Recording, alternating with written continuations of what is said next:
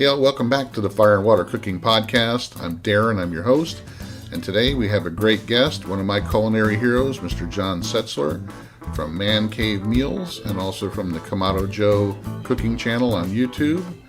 I'll be right back with John Setzler. Smoking, grilling, getting hot and hotter, sous vide and chilling from fire and water.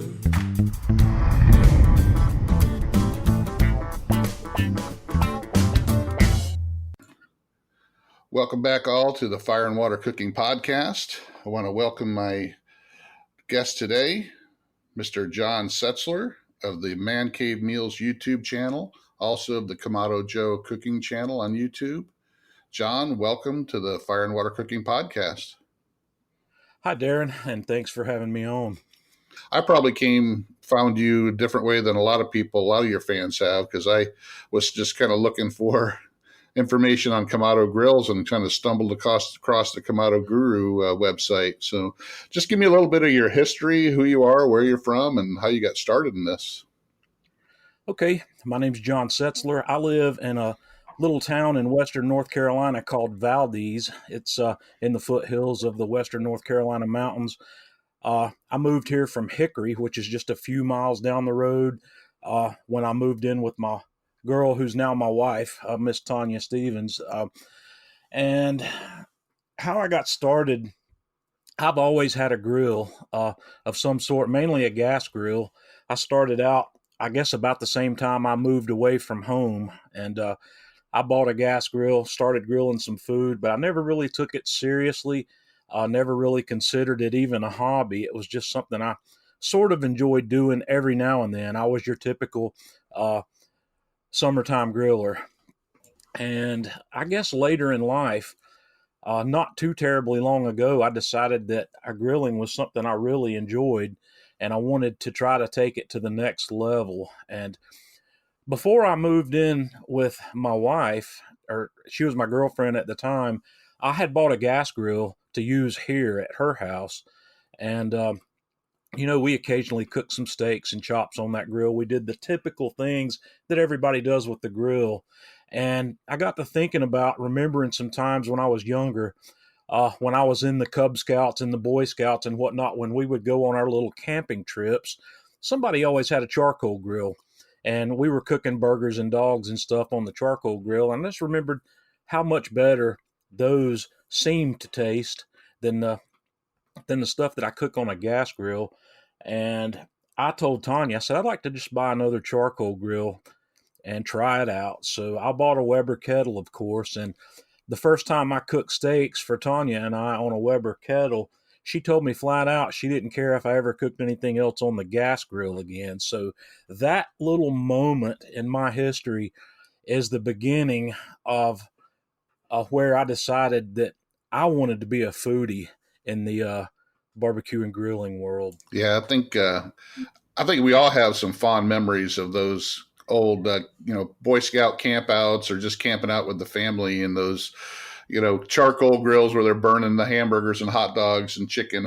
I had the same discussion with Clint Cantwell from Amazing Ribs. I mean, we all kind of grew up on the same kind of stuff, but it's definitely a lot better, to me anyway, a flavor with charcoal and wood compared to cooking on a gas grill. I cooked on a gas grill for a long time as well. One of the things that got me upset about gas grills is you always had to, repair them. You had to replace the elements every couple of years because they'd rust out.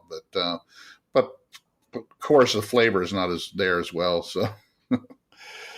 Right. Every kind of grill has its little nuance. I don't want to talk poorly about gas grills because I have one and I enjoy using it. It's got its place in the world. Maybe we'll talk about that a little bit more down the line here as well. Yeah, definitely. Because I agree with you 100%. I think there's a place for every type of grill out there. So let's talk about your starting the Man Cave Meals and the Kamado Guru, because that to me is you kind of inspired me to start my own, the Fire and Water Cooking channel, and all that kind of was inspiration because of what you did, what you started. So, okay, well, Man Cave Meals was my YouTube channel. That's the channel I started, it came about in the latter part of the year of 2011. I believe it may have been October or November of 2011. I started playing with that.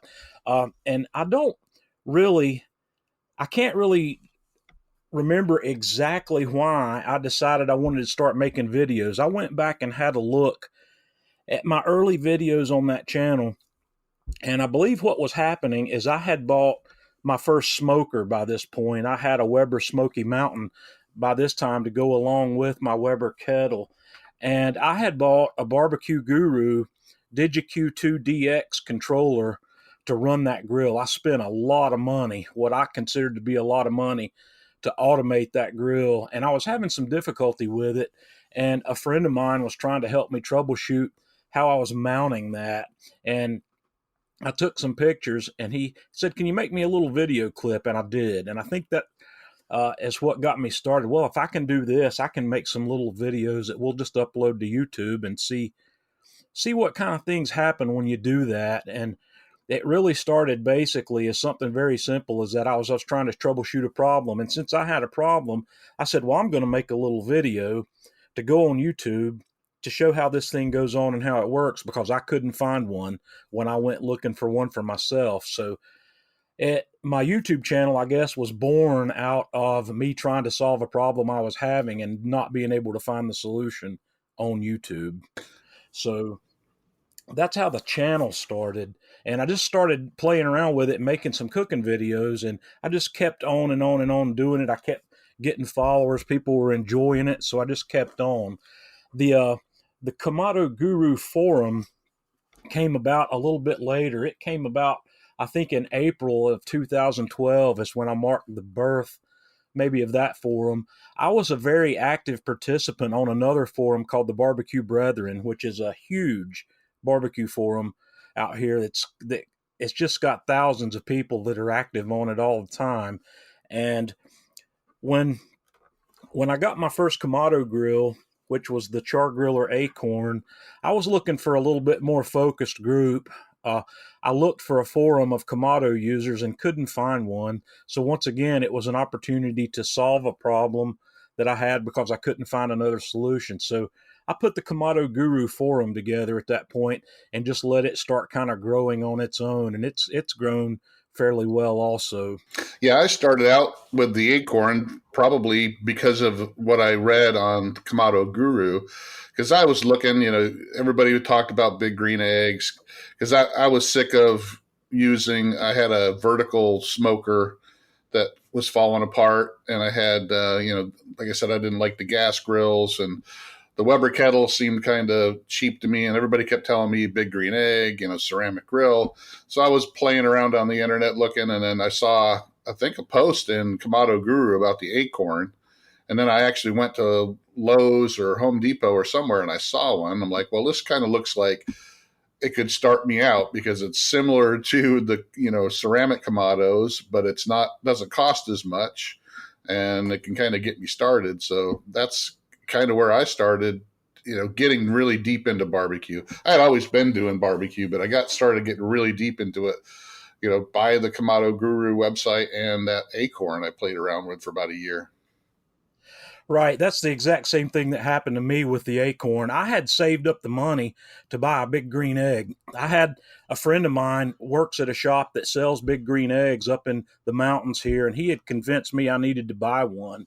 And I had the money sitting there, and I walked in Lowe's one day the week before I was planning to go up and buy that big green egg, and I saw this Acorn there for $2.99. And I was getting ready to drop $1,000 on a big green egg, and I looked at it, and my wife was with me, and she said, well, why not give it a try? And I couldn't make up my mind what to do with it while I was standing there. So I decided not to buy it, and I went home. And that night I decided I'm going to throw $300 at that grill and see if it's any good. And if it's not, then I'll go ahead and buy the big green egg. And that's how the Acorn found its way onto my porch. Yeah, and I think I had that Acorn for about almost a year, and it started collecting some rust. And I got really, I did some upgrades, and a lot of the stuff that I found on Kamado Guru and how to do some mods to it to make sure you could, adjust the temp right. And, you know, I think I spent pretty much every other day on Kamado Guru looking at mods and different ways and different, cooks and everything on that Acorn. And then it convinced me that I wanted to upgrade. And that's when I went to the Kamado Joe and, got the Big Joe. And from there, it's just grown into a really strong hobby of mine. So, but Exactly. I think the Acorn has brought a lot of people into the Kamado world as I don't want to call it a training Kamado. I think that's a little unfair, but a lot of people bought that Kamado, and there's a lot of still active Acorn users out there, but I think a lot of those Acorn users find their way into a ceramic Kamado fairly quickly. yeah, I mean, I don't think anybody wants to jump out and spend, $1,000, $1,200 right away without knowing if it's something that they want to cook on. That was me. It's like that's a big investment, big commitment to something that you don't know if you're going to like. So I think the Acorn kind of helped with that, especially convincing my wife. Not many of us can go to our wife and go, "Hey, I'm going to go spend $1,200 on a grill," when they're used to seeing them for $200 in the sale paper, at Walmart. I'm very fortunate in that aspect. My wife never gives me any grief and about what I want to spend on barbecue and grilling. I feel very fortunate because of that, because I do most of the cooking here at the house. She cooks sometimes, but I do a lot of it. And because of that, she lets me buy whatever I feel that I need. Yeah, So I'm lucky on that front. you definitely are, but I do all the cooking in my house. My wife will cook if she absolutely has to. She does not enjoy it. She's not good at it, and she's more than willing to let me take over the kitchen. So I don't like it when she gets into my kitchen because she usually burns up one of my pans or something. So let's talk about how you got involved with Kamado Joe then. Okay, well, my relationship with Kamado Joe was born out of the Man Cave Meals YouTube channel.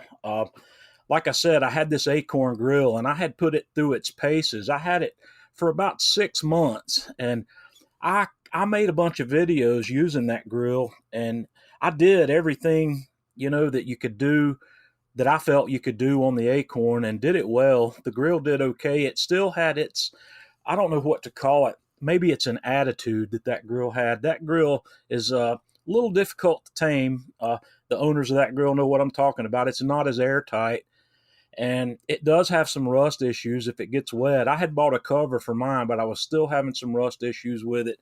Had some issues with the outside finish burning off when I got it real hot, which didn't help.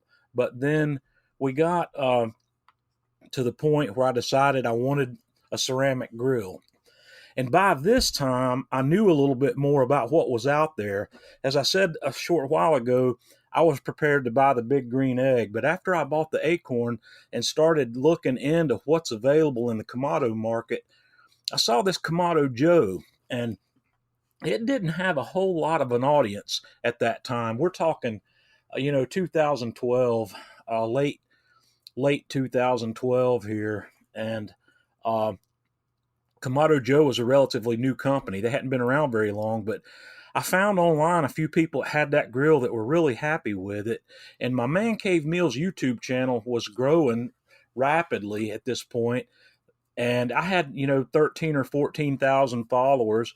And I had some occasional companies that were approaching me saying, "Hey, John, let me send you my product, and you can use it on your videos if you like it." And I just decided to take a chance, and I sent a message to Kamado Joe through their website and said, "Hey, my name's John. I do these videos. I've got this channel. I've got all these followers." I said, "Would you be interested in providing me with one of your grills to use and demo and do some of my cooking with?" So, I figured that's a long shot because these grills are not cheap. Back then we were looking at $800 or $900 for a Kamado Joe Classic, and I went out of town that weekend, and I think the Friday I was out of town, I got a really garbled voicemail from somebody on my phone. I couldn't quite figure out what it said, But Monday, when I got home, I listened to it again, and it was a shipping company wanting to schedule a delivery. And Kamado Joe had decided, yeah, we're going to try John out, I guess. And they sent me a grill. So when the grill arrived, I called Kamado Joe because I had not talked to anybody at this company. I didn't know anybody. And when I called, I didn't realize it immediately, but I was on the phone with Bobby Brennan, who's the CEO of the company. And I asked him, I said, is there anything you want me to do here specifically with this grill? I said, I appreciate it. And he said, no, he says, I spent a lot of time watching your videos last week. And he said, I just like the way you do it. You're a easy to understand guy doing basic grilling and stuff in your backyard. And I think people are going to like you. And I'd like you just to do what you're doing and do it on one of my grills. So that's what I did. I started cooking on the Classic, and things apparently went really well throughout that time. And, I was in email communications with Bobby and for another guy that worked for Bobby who was helping me decide what things we should do and what kind of things we would want to do recipe wise and some stuff. And several months later, Bobby calls back and says, do you have room on your patio for the Big Joe? We'd like to send you one of those also. So it just kind of snowballed from there. I was still doing man cave meals, and they were happy with the response they were getting from their customers. They were apparently selling a few grills to people who were saying, yeah, we saw John using that on Man Cave Meals. So that worked great for me, worked great for Kamado Joe. And as that continued to grow, Bobby contacted me and wanted to work out a deal where I did it exclusively for Kamado Joe and did it on the Kamado Joe YouTube channel instead of doing it on the Man Cave Meals channel. So that's how that relationship started. I don't work for Kamado Joe. I'm not an employee, but Kamado Joe does compensate me for making videos for their YouTube channel and their social media outlets, and they do provide me with the equipment to do it as well. I think you got a really big following on the Kamado Joe side for sure, because me and you both are in the Kamado Joe Facebook group, and everybody knows John from the Kamado Joe cooking channel, that's for sure. But like I said, I started following you on the Kamado Guru site, and then kind of switched over and started watching, the Man Cave Meal stuff, and then just naturally followed you over to the Kamado Joe side. Because I like you, when I saw the Kamado Joe compared to the Big Green Egg, it wasn't because somebody said, Kamado Joe's better. It was because I looked at what the Kamado Joe offered compared to the Big Green Egg. I have a friend of mine that is actually a neighbor that still does. They own a Pinch a Penny pool store that they sell Big Green Eggs. And I could have got one at whatever kind of discount, I could have got. But even with that, the Kamado Joe offered so much more out of the box than the Big Green Egg did. So it just made sense to me that to go with something that actually offered a lot more out of the box to be able to work with. So exactly, that grill, the Kamado Joe, came with everything I needed.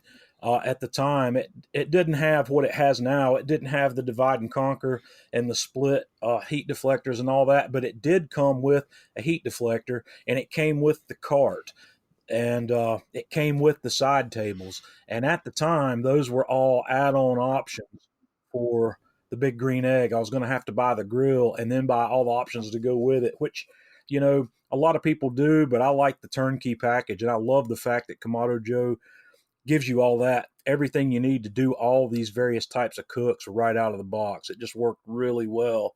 And that was one of the main reasons I decided to approach them.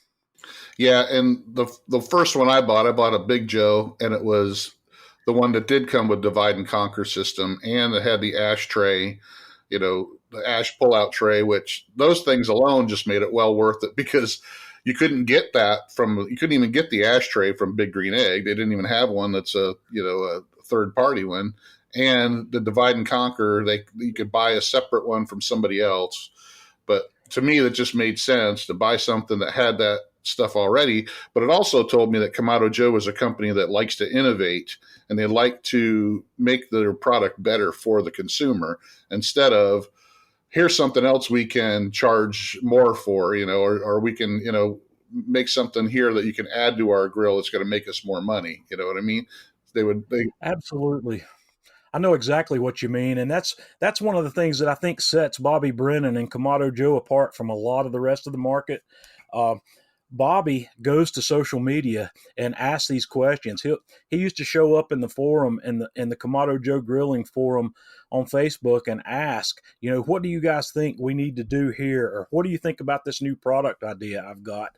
I've never seen the CEO of any other Kamado company showing up on social media, interacting directly with their customer base, saying, what do you guys think about this? Or how do you feel about this type of add-on? Or what do you think we need to do about this? I've just never seen anything like that before. Yeah, and it just goes to show you, I mean, especially with the new classic threes that just came out, people go, oh, yeah, well, they're getting expensive. But all the technology they got into these things, and they're throwing it in, the slow roller, the third level, of cooking space, the new upgraded cart that has the ability to have the wires for your temp controller, run through it. I mean, just all the stuff the innovation that they put into this grill, and they have the lower price model, the medium price model, and then the higher price model. It's not like you're locked in. Right. There are a lot of options, and ceramic Kamado cooking is a hobby and venture for people that are willing to spend more money. It's definitely, I don't know how to word this. It's an upper middle class grilling tool. It's not something that suits everybody for sure. You can cook on $100 Weber kettle. You can do all these things. Well, I won't say all of these things. You can do most of these things on a kettle, but you just have to babysit it more. It's kind of the difference between a Ford and a BMW. So it's all in the eye of the beholder as to what you need in terms of quality, functionality, diversity, and how much you want to be able to let the grill do the work for you as opposed to you doing the work for the grill. Yeah, and I look at it as an investment. I mean, my Big Joe is 5 years old now, and I can go out there and cook anything on it. I've had a couple issues with it, but they were corrected. I had, a heat deflector break, which you expect that kind of stuff. You expect to have to replace, even on a Weber kettle. Yeah, you'd have to replace your grates and your, ashtray and a lot of different stuff every once in a while. But those Exactly. All these grills have replaceable parts, and the most of your ceramic Kamado manufacturers, the ceramics are lifetime warranty. A heat deflector or a pizza stone, they're not going to be lifetime warranty, but they don't last forever, and they're not intended to last forever, but they do last a very long time when you take care of them. Well, and another thing that really speaks for Kamado Joe is when they came out with the new hinge. They had a hinge when they first came out that was kind of like similar to what the Big Green Egg has, just some basic springs. And then they came out with one, that was a little bit better, but had some issues on its own. I mean, I had an issue with my hinge on my Big Joe, and they replaced it when under warranty. But with Kamado Joe, instead of just fixing it or keeping the same design, they redesigned their whole hinge and actually the grill around the hinge to make it better for their consumer. Absolutely. That airlift hinge is a dream. It's really amazing. It does take the weight out of it. I remember when I first got the Kamado Joe Classic 2, I had been using the Kamado Joe 1s, the Big Joe and um, the Classic with the old hinge on it where the lid's still very heavy. And at the time when I got the new 2 model with the airlift hinge, I wasn't used to the fact, or I had been using the 2 quite a bit, and I was used to the fact that dome lid's really lightweight, and you just have to, guide it. It does all the work for you.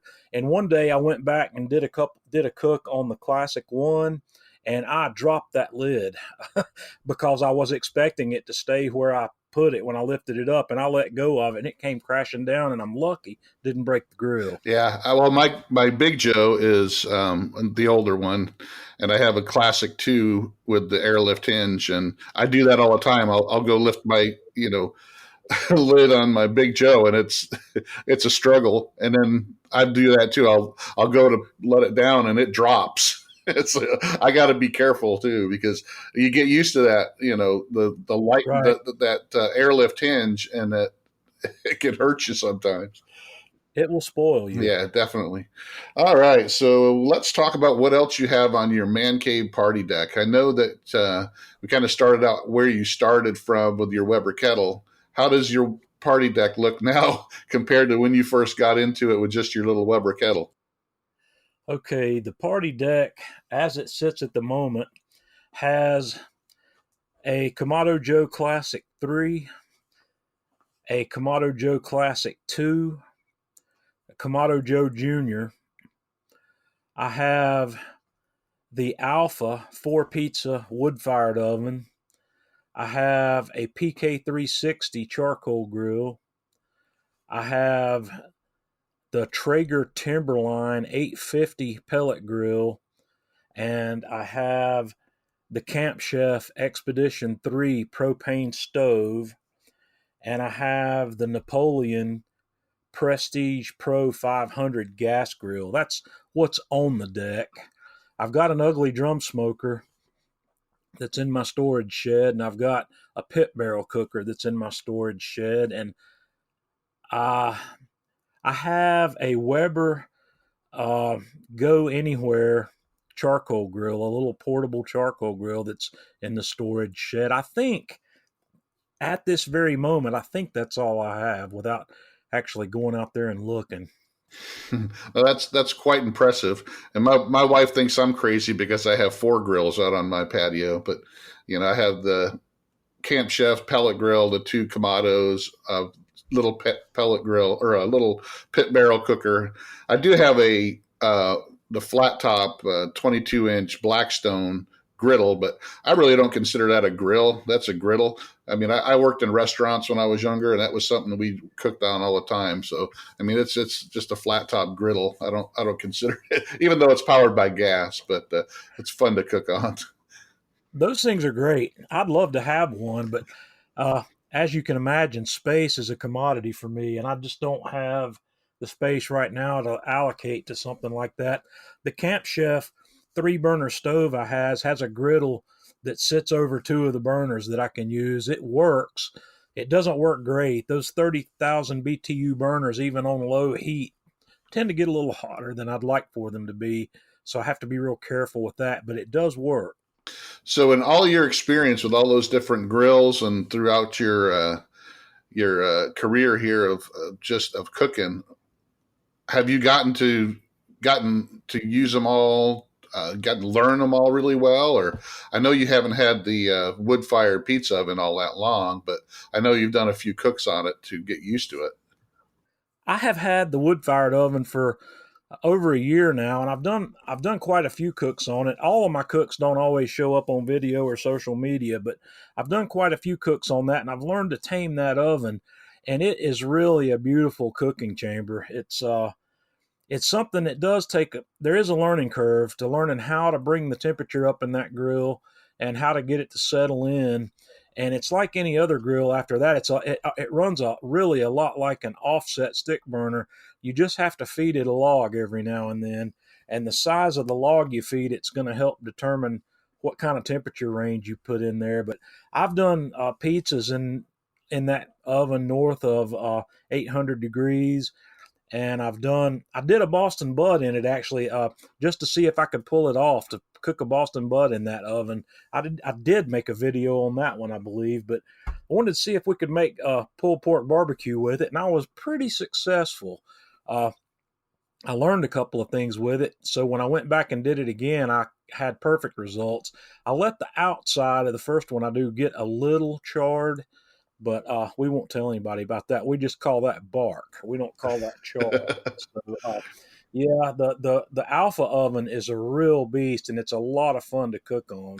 Yeah, I know you like to cook pizzas, and so do I. And that's one of the things I love about the Big Joe. I mean, the Big Joe's my go-to for pizza. So, but to have one of those, wood-fired pizza ovens like that would probably be great. But unfortunately, I don't see myself being able to use it enough to make up for the money it would cost me to get it on my deck. And I'm like you. I have limited space on my patio where I have my stuff, so I'm looking at getting rid of a couple things so I can change them out for maybe a bigger flat top griddle or something like that. So Yeah, the big flat top would be fun. If I had one of those, I would want the 36-inch one. And I know that's a lot, and I'm normally only cooking for two people, but space on a griddle I think is definitely worth having extra.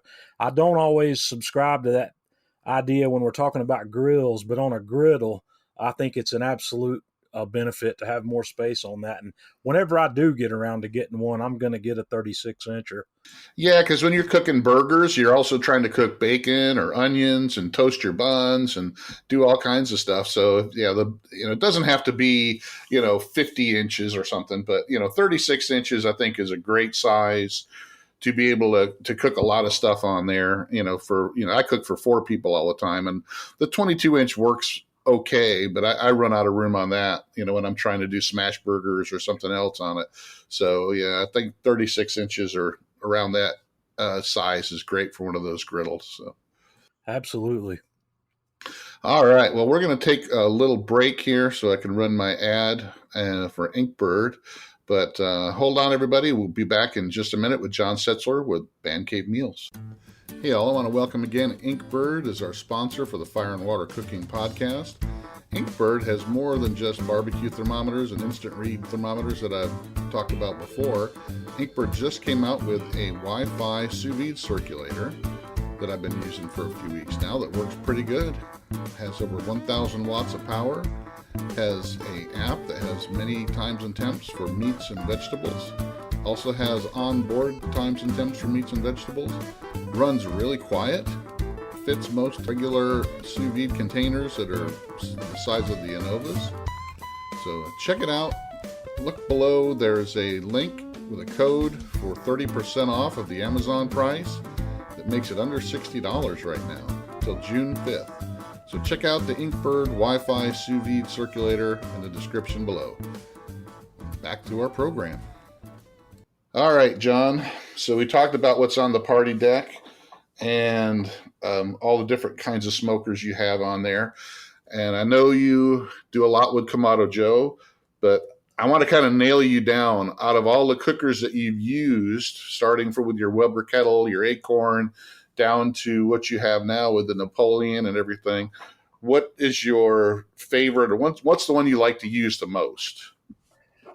My favorite, undoubtedly, without any question, is the 18-inch Kamado Joe Classic. Either the 2 or the 3. That grill is the most versatile tool I have in my cooking arsenal. I can do anything I want to do on that grill. I can cook at temperatures between 175 Fahrenheit and 750 or north of that if I want to Fahrenheit. There's just nothing I can't do on the Kamado. So with that in mind, that's my favorite by far. That's my favorite grill, and it's not because of my relationship with that company. It's because it is without a doubt the most versatile tool that I have.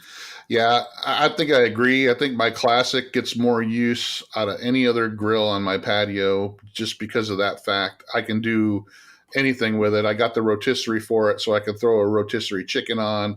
I got the divide and conquer, so I can do indirect and then, do reverse sear. I do a lot of searing on it with my sous vide stuff, especially. I have the soapstone on there, which is an awesome searing surface compared to the cast iron. But it's definitely, you can do a lot more. You can smoke, you can grill, you can, sear, you can do just about anything you want on that grill. And you can cook, like you said, from anywhere from 180 degrees up to 800 degrees. It's just so versatile. I also have a pellet grill, which has its uses, but it also has its limitations. But Well, my pellet grill, my Traeger Timberline 850 is my second favorite tool on my deck. So I want to keep that in mind. That thing is a awesome tool to have as well. If I couldn't have a Kamado, then I would the pellet grill would be right there at number two.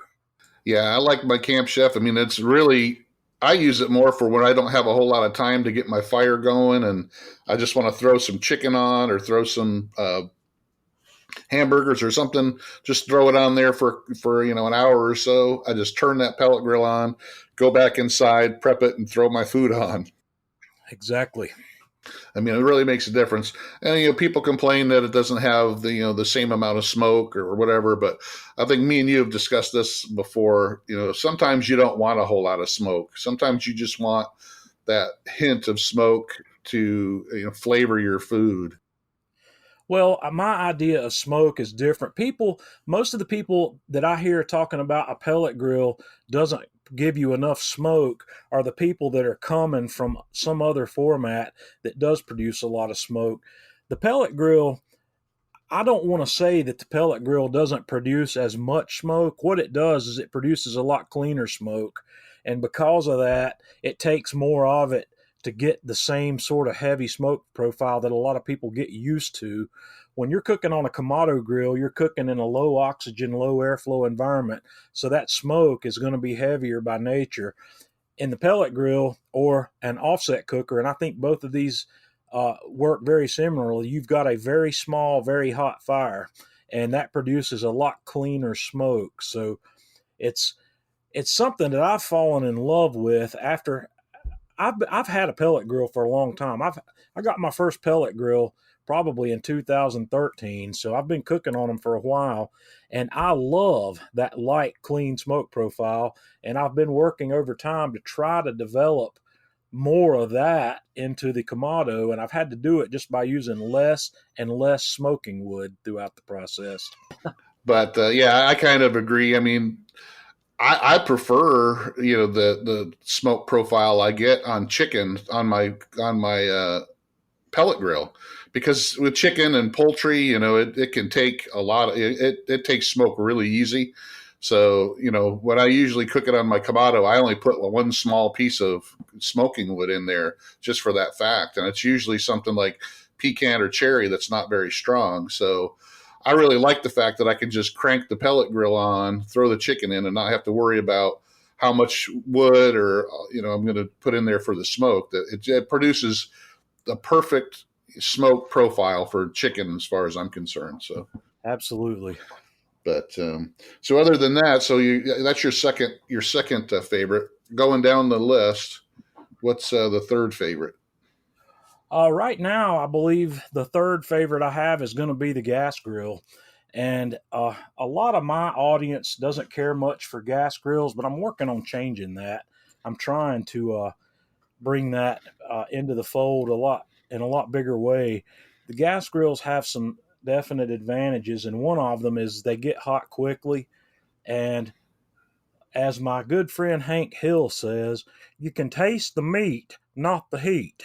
So the gas grill, when a gas grill is operating properly, you don't taste any of the fuel source. You taste, it's like a really super, it's almost like cooking in an oven. So if you want smoke, you have to add it.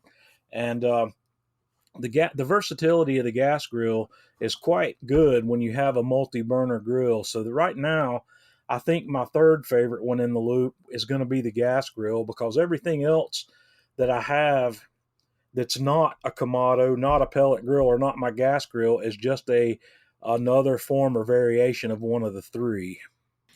Yeah, I kind of agree with you. I have that Camp Chef pellet grill I have has a little side sear box, which is just a high intensity gas burner that has cast iron plates on it that you can sear on, and that's what it's for. It's to for your reverse searing on a pellet grill. You can cook your steak, get some smoke to it on the pellet grill, and then sear it on the sear box. But I end up using that a lot of times, searing some of my sous vide cooks, just because it doesn't put any other flavor to it. It's just you put it on there to get that nice Maillard reaction, from the hot flame from the gas. And I also do that with my the Blackstone griddle as well. I crank that thing up big. That thing will get up to 650 really quick as well. So, and I think you nailed it right there. The gas grill is going to cook great, but the heat itself is not going to do anything to contribute to the flavor of what you're cooking, and that's one of the things that separates it from the rest of the crowd. yeah, even if you're just cooking over just plain charcoal, you still get some kind of smoky type flavor because it's charred wood is what you're cooking on. So Right. you still get that charcoal flavor. So now we went from your favorite grills. Let's go to what's your favorite things you like to cook outside. Well, currently, and this is a very fluid thing, it seems, but right now, my favorite thing is beef ribs. I've been doing some experimenting and cooking beef ribs a lot of different ways, and out of everything I cook on my grill right now, in this moment, it is beef ribs. And I think the reason I like beef ribs is because they have a big, bold beef flavor. I believe they have an even bolder flavor than beef brisket, and they're much easier to cook than a brisket. They cook in a fraction of the time, and they give you the same sort of forgivingness in the cook that you get with a Boston butt. It's really hard to mess up beef ribs. It just they're so simple to do. You season them. My favorite way to cook them is to season them and put them in a 225 to 250 degree smoke for a couple hours. And then I like to finish them in a Dutch oven or a foil pan with a braising mix that usually is a 50-50 mix of beef stock and whatever beer I might have sitting in my refrigerator at the moment. Guinness is a very good one, and do that with some chopped onions, some smashed garlic, and just put, you can put whatever else you want in that braising liquid to create a flavor. And then when those guys are done, you keep them warm. You take some of that braising liquid, make a pan sauce that starts with a roux, and you turn some of that braising liquid into a sauce, and you serve those over a big old mound of mashed potatoes or something. That's just a super amazing meal, and it's a super cook. So right now, beef ribs are my favorite thing. And I think beef ribs are, to me, like the brisket point. They're, one of the hardest things with brisket, especially when you're doing a full packer, is you got two different kinds of, meat. You got the point, which is really fatty and can turn out really great. And then you got the point, which is a lot leaner and it can dry out and still kind of be tough. But to me, the beef ribs are kind of like the point of a brisket, where they're well marbled and you can cook them to where they're just, like you said, they're falling apart, tender and juicy, and really hard to mess them up. It's just they are really good. They're delicious, and I'm looking forward to an order that I placed yesterday showing up. I've got a big rack of the dino bones on the way, the big plate ribs, and with any luck, those things are going to be here. Let's see, by the end of the week. So with any luck, next week I'm going to cook those and turn that into a video. Yeah, I think one of my favorite things has been lately is just chicken. For some reason, I love it cooking it on my pellet grill, just like I said, because I can sous vide it, get it up to temp internally, and then throw it out on the pellet grill for 45 minutes at a high temperature to crisp the skin up, and it gets just enough smoke, just enough of that crispy skin, and it's cooked all the way through. And that's what I've been cooking a lot of lately, besides the stuff that I've been doing for videos. So, but I still love the other stuff, ribs and pork ribs and everything else. But yeah, I need to get some more beef ribs. They're just hard for me to get, find them where they're not just like cut into small chunks, or they're, there's a lot of back ribs down here, but nobody really sells the big dino bones like you're getting. Right. Back ribs are the only thing I see in the grocery stores around here, and they never have any meat on them because that's where, they're cutting the ribeye out, and they don't want to leave much of that much of that meat behind. So to me, the back ribs are definitely a waste of money. But sometimes you have to look for your boutique butchers or some of your online sources to find a good source for these great ribs. All right. So we talked about food. Now let's talk about some of your inspirations of chefs and cooks and people out there that you kind of followed when you first started getting started in cooking. Okay, well, when I first uh, got into my foodie stage, where I wanted to be a, a decent barbecue and griller, of course, I went to YouTube, and like I said, I was participating on this forum called the Barbecue Brethren online, and I met some people there. But YouTube ultimately became my go-to source because I just think the video format's so much nicer when you want to learn how to do something. And when I first got started, I think the first two channels on YouTube that I came across that I found to be inspiring were Greg Mervich over at Ballistic Barbecue. Uh, he was much smaller then than he is now.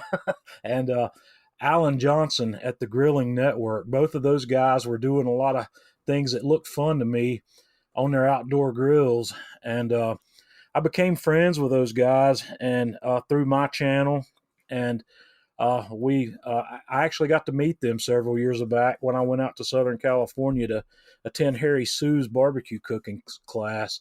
But I got to meet Greg and Alan and a couple other YouTubers that were out in Southern California as well. So the YouTube influence has been great on me. I've learned a lot through them. I haven't met Russ Jones. I haven't met T Roy from T Roy Cooks, but I'm friends with those guys online as well, and they've both been around for a pretty good while. So those are the four, I guess, that got me started, and I got a lot of inspiration from them. And in the barbecue and grilling arena, that's kind of where I got started. I've kind of I still follow those guys, and but I most of my cooking inspiration, I guess, at this point, comes from places other than the barbecue and grilling sphere.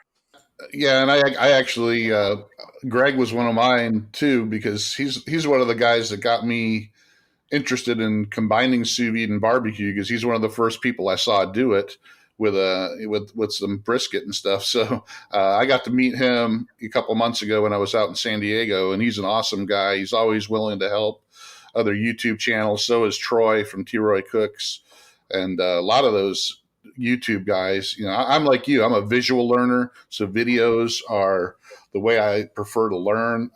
I'm not. I get bored with looking at cookbooks and stuff like that, but I love watching Food Network stuff and videos on YouTube. I mean, I go to YouTube for just about anything. I want to learn how to change the filter, in my air conditioner, so I'll go look it up on YouTube. So, but yeah, it's such a great. And some of these YouTube cooks guys are really great inspirations, and they're always willing to help. And your channel actually inspired me a lot, like I said from the beginning. So it's always great to, especially when you get to meet some of these guys and talk to them and talk about cooking too. That's why I think some of these Facebook groups really help people out as well. It's all that interaction. It's just not just watching; you get to interact. That's true, and the social media in general, not just YouTube, like you said, is right. I get a lot of my current inspiration just from like the Kamado Joe Facebook group. I watch what people are doing in there, and I've been on multiple occasions. I've been inspired to do videos by things that I've seen other people cooking. They'll cook something that it may look amazing or it may not look amazing, but even if it doesn't look amazing, when I see it, I say, well, there's an opportunity there. And I saw one today, in fact, and it actually wasn't in the Kamado Joe group, but it was an enchilada dish that was done in a cast iron pan. And for any of you that know me, I love cooking in cast iron. So we're going to be doing an enchilada cook on one of the grills here very shortly for a video. But the inspiration's everywhere. Like I said, most of my current inspiration's not coming from barbecue and grilling. I get my new favorite YouTube foodie is this guy that I've only seen, I think I've only seen him use a grill maybe once. and the channel he's on is called Alex French Guy Cooking. This guy's got over 1 million followers, and he's entertaining. He lives in Paris, and he's like an Alton Brown in a lot of ways, because this guy builds his own tools for cooking a lot of things, and he's got amazing culinary skills, and he is entertaining. So that's where a lot of my inspiration these days are coming from, are from people like Alex and other non-barbecue people. Yeah, that was going to be my next question, is what drives your creative side to just following you on Man Cave Meals and watching you on Kamado Joe. You do a lot of non-traditional barbecue stuff, which is what I like. Same with Eric Gephardt, who does some videos as well for Kamado Joe. It's the non-traditional. Everybody thinks of barbecue, they think of brisket, ribs, chicken, pork butt, but you guys tend to cook a lot of different stuff, and to show people how you can cook different stuff outdoors. So, well, this is true. One of the things I like to tell people, and I've been saying this for years now, when you start to look at your grill as an outdoor oven instead of a grill, it opens up a lot of doors. You don't have to limit your grill to steaks, burgers, hot dogs, and chicken breasts. And those four things are what most people do on their grills. Most people don't consider the opportunity to do one of my favorite things to do on the grill, which is macaroni and cheese. In the barbecue community, that dish is starting to find its way to the grill a lot more. But when you cook mac and cheese on a grill, it just brings a whole nother flavor element to it that you don't get any other way. And I like to bake on the grill. I've done a sourdough bread. I've done cakes, pies, desserts of a lot of different kinds. I do most of my cooking outside. If Tanya was here to tell you, my indoor oven, the big thing my indoor oven gets used for now is reseasoning cast iron. I've got a small toaster oven that if I'm going to cook inside, it happens on that toaster oven. I just take all of my cooking outside unless I can't for some reason or another. And when you start doing it that way, you start seeing a lot of things that, wow, that tastes good coming off the grill. It tastes better than it does coming off the oven. So it's a good thing to do, and it does require that you become the master of your grill. You need to know how to operate your grill and how to make it come to these temperatures you want it. But when you get there, you'll never look back. Yeah, and I think the people that have the idea of, the grill is just for burgers and hot dogs and chicken and stuff, those are the people that get put off by the price of the Kamados and the ceramic grills. And that's what you go, oh, that's a lot of money to spend on a grill. But if you're like me and you, who like to cook on that every chance we get, it's not. It's like people will spend that much money on an indoor oven and stove all day long and not blink an eye. But or more, some of the double oven that we upgraded in our kitchen upstairs cost $3,500 when we remodeled Tanya's kitchen. That's a big expense. And currently, my grills get fired up way more frequently than that oven does. Exactly. And that's what I tell people, because I go, man, you're crazy. I paid, $100 for my grill. And it's like, yeah, but how often do you cook on it? Well, I cook, once a month. I'll throw burgers on there. It's like, well, I cook on mine at least 4 times a week. Most of the time, it's 5. So if you've never had to dust snow off of your grill to get dinner started, then you might not be an avid griller. Exactly. Well, I live in Florida. You live in Florida. I live in Florida, but I don't have to dust off of it. So that's like with these people that say, I got mold in my grill. I never have that problem because mine gets fired up all the time. So absolutely. How do you clean your grates? I turn the fire on. There you go. So great. But all right. Well, anything else you want to talk about? This has been a great conversation. I'm really excited I had you on today. So, I can't think of a lot of things. I could talk forever on barbecue and grilling. It's just one of these things that I'm passionate about. And because of that, that's one of the reasons that my grills get fired up no less than 4 or 5 times a week. My grilling season doesn't start at a Memorial Day and end at Labor Day. So, like I said, we cook everything on it. And In fact, I have been asked before, when you cook dinner tonight, it doesn't have to be cooked on the grill. I've heard that before. So when you hear that, you know you're doing something right.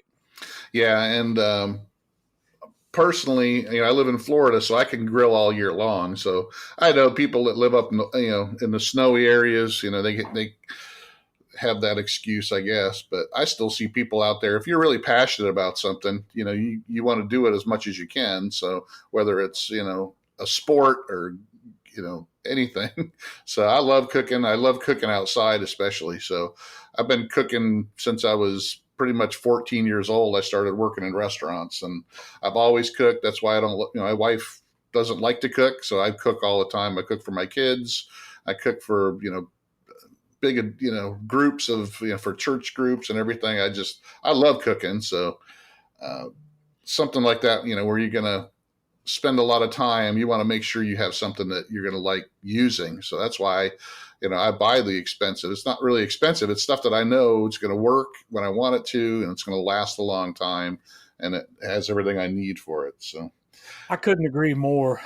When you're dealing with a hobby and dealing with something that you're passionate about, the tools that you use are part of that experience. And if you're happy with a $2 spatula, then that's awesome. But if you're going to be more happy with a $10 spatula, then buy that $10 spatula.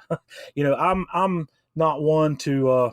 You guys know a lot of the equipment I have is, I'll call it above the budget level, but it makes me happy to use it. And it's not about the tool, and it's never going to be about the tool. It's going to be about the food you cook, how it tastes, and whether you were happy or not with the process of making it. So that's all that matters when it comes to the tools you use. And I can't say it enough times, the tools don't make the meal. It's the cook that's making the meal. Yeah, I had Harry Sue on a couple of weeks ago and on the podcast, and that's his big thing. And it's not about the tools. It's not that expensive grill that's going to make the food taste any better. But if it's something that you like to use, that's the thing with me. Somebody could probably produce the same quality of food on $100 Weber kettle than I do on my Kamado Joe's. There's no doubt about that. But I prefer to have the versatility and all that the Kamado offers me. So there's no doubt that people can make food. I can make food on a little hibachi, $20 hibachi grill. I can cook you a great steak on a charcoal chimney with a grill grate. Exactly. $20 worth of materials, $2 worth of charcoal, and you'll have a delicious steak when I'm done. Yeah, and that's a good cook can cook anything. Cook anything on anything. It's not. Yep. If somebody tells me I can only cook on a certain thing, then you're not really a good cook. No, you can always work with what you've got. Exactly. Well, it's been great having you on, John. I want to thank you for being on. I've been asking you to come on for a long time, and I'm glad you finally did. And it was really, really educational. I hope people get a lot out of it. Thanks again for fitting me into your schedule, and it was really interesting. And make sure, everybody, you check out John's website or YouTube channel, the Man Cave Meals YouTube channel, also the Kamado Joe cooking channel on YouTube. And follow him on Facebook, the Man Cave Meals Facebook page. Also, you can check out Kamado Guru, the website, and also there's a Kamado Guru Facebook group as well. And check out the Kamado Joe Facebook group on Facebook as well. Awesome, Darren. Thank you very much. Well, thanks again, John. It was great having you, and take care. I'll talk to you soon. Hey, you too.